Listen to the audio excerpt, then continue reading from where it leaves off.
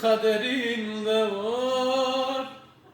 Kendini zorlama tatlı sözlerle, teselli etmenin ne faydası var? Teselli etmenin ne faydası var? Sanki bir gün çıkıp gelecek misin? Sensiz ne haldeyim bilecek misin? Gözümden yaşları silecek misin? Ağlama demenin ne faydası var? Gözümden yaşları silecek misin? Ağlama demenin ne faydası var?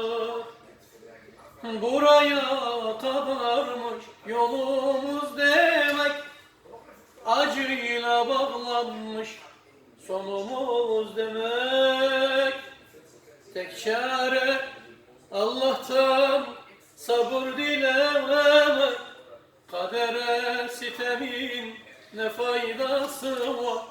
Kadere sitemin ne faydası var? وي ساعت خوش خالي أحمد.